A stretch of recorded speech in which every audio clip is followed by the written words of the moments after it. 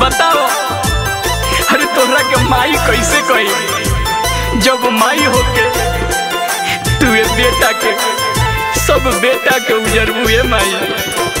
बताओ कैसे तहरा के माई के कहिए माई। मैया हमार गंगा हो मैया कौन काल बाटे तोहरा पानी में। मैया हमार गंगा हो मैया कौन काल बाटे तोहरा पानी में।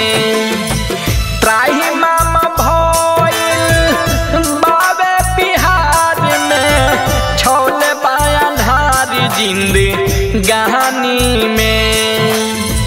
त्राही मामा भइल बाबे बिहार में छोले बायाधारी जिंदगानी में। हम मैया हमार गंगा हो मैया कौन काल बाटे तोहरा पानी में। हम मैया हमार गंगा हो मैया कौन काल बाटे तोहरा पानी में। ए माई अरे कुछ दिन पहले लोग पानी खाती तरसत रहे, जमीन में दरार पड़ गल रहे माई। हरौआ ये कौन काल लेके नहीं माई, हमने सब पर सहाय होकिए माई।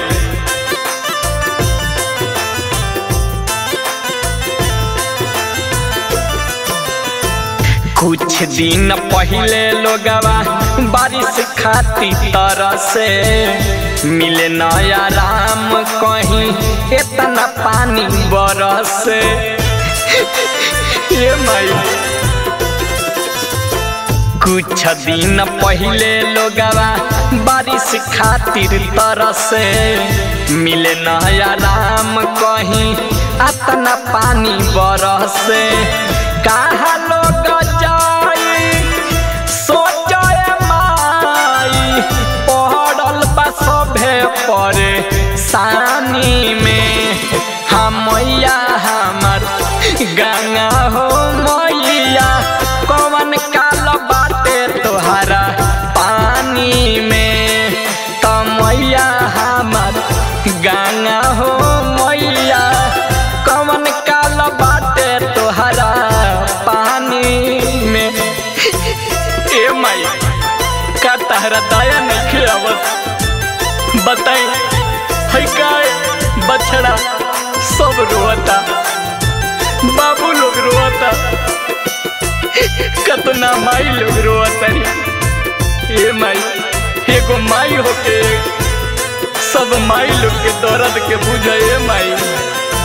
होके महतारी जब देबुना सहारा भूखे गैया बछड़ा रोवे मिले नहीं चारा।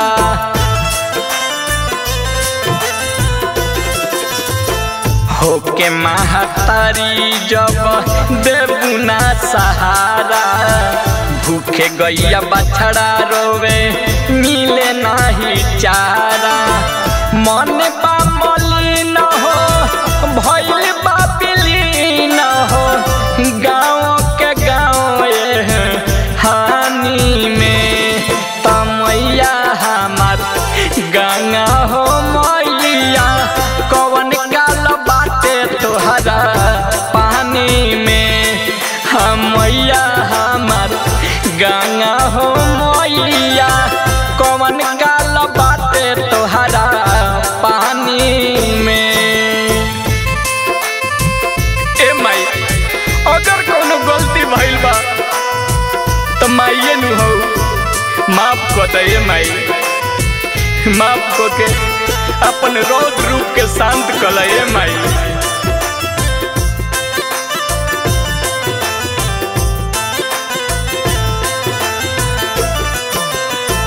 बेटा के अघोर तू ही घोट हुए माई।